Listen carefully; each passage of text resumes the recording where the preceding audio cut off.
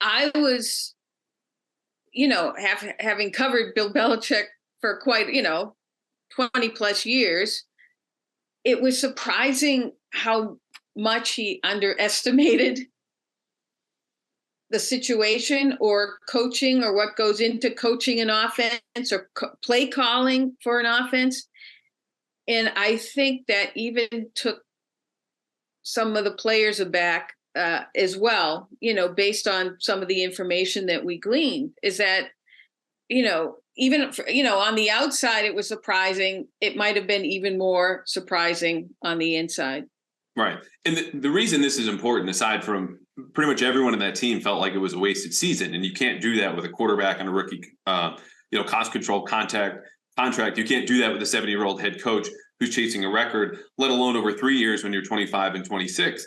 It's just that there's a lot at stake here coming up in 2023, which is why we late, in the process, Bill O'Brien, we could confirm and report on Tuesday, he's going to be the new offensive coordinator. This story needs to shift. It needs to be more forward-looking, which was a great point. And we talked through this and worked through it because this is a big deal for all those players involved, Mac Jones, Bill Belichick individually, but the Patriots as it is. And Belichick, is the face, is the star of this franchise. He's still the allure of this, which is why, again, it starts with him. The last quote in the intro there is ultimately, everything is my responsibility.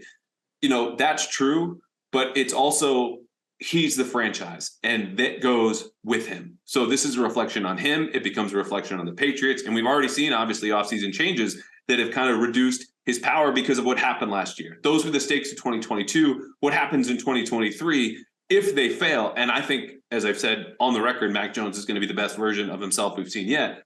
There will be more gravity to those stakes. They'll be even bigger depending on whether this goes well next season or somehow, God forbid, they regress even further.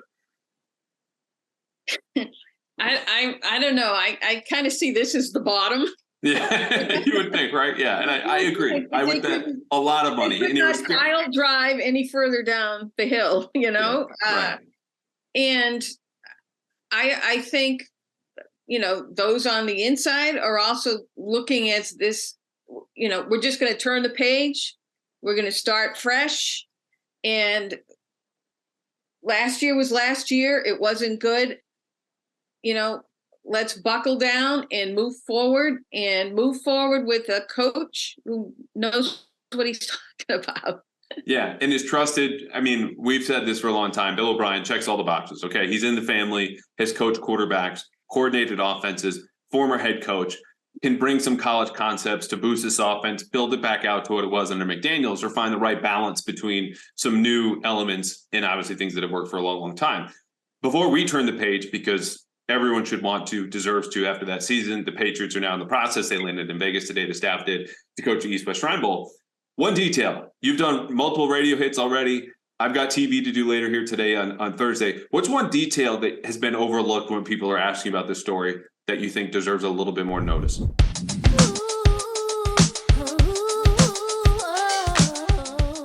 Check out Screen Time, movies, streaming, and everything in between with us, Gary Tanguay and Drew Yada. We watch what you watch, so watch us wherever you get your podcasts, or you can subscribe to our YouTube channel. Yeah, and we're pretty easy on the eye. Yeah, no, we're not. Speak for yourself. Screen Time, movie, streaming, and everything in between.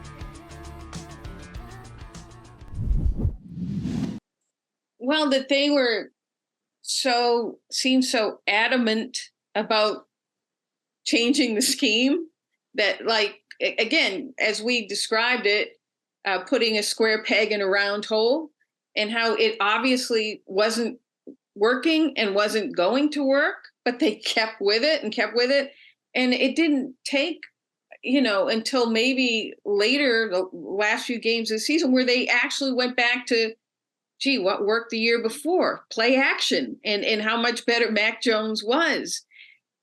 That they went with it for so long and really just almost in defiance, Yeah. That kind of got me.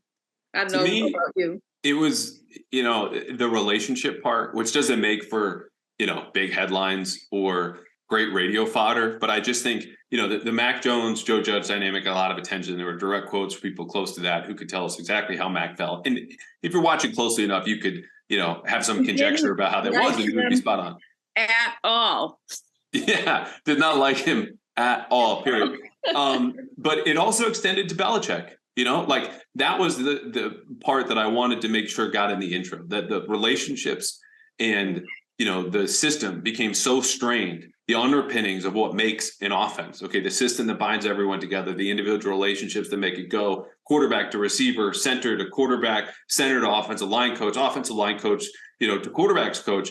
All of those were stressed, and it came back to doubt in Belichick, who, again, said many, many times, as he should, and this is good leadership by him amid a very bad season for him, was I'm responsible. So the doubt that crept up there, and it's not to say there was any sort of revolt coming. We asked people about, is there a divide here between the players and the coaches? And they said, no, that's overstating it. People were certainly of different opinions, and they were very vocal with those opinions, more so than in past years.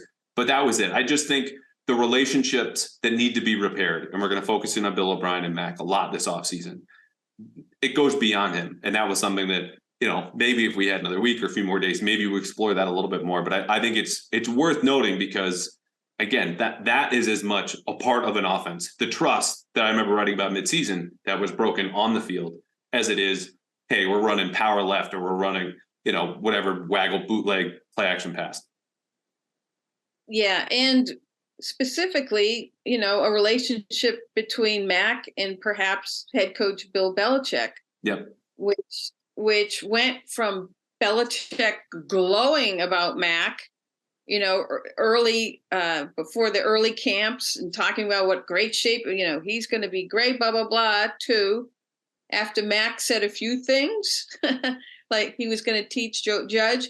I mean, how it just sort of deteriorated for them, and how Bill's responses got to be really tepid about Mac and non-supportive, which was, another thing that was odd. Even toward the end of the year, he wouldn't even name him by name. So I think they don't have to be kissing cousins. I mean, we saw Tom Brady and Bill Belichick go through tough stretches, but there has to be a respect there between both sides for it to proceed forward. And as you talked about relationships needing to be repaired, I think that one that's like one of the ones on the front burner. No question. I talked about that a lot with Jeff Howe last week, hit on it with Mike Mutnansky again, if you want to revisit. Not necessarily is Mac the quarterback of the future, but just the whole dynamic with him this season, who dealt with Joe Judge directly, obviously Matt Patricia and Belichick. Go back and listen to those podcasts, because for now, enough about the past.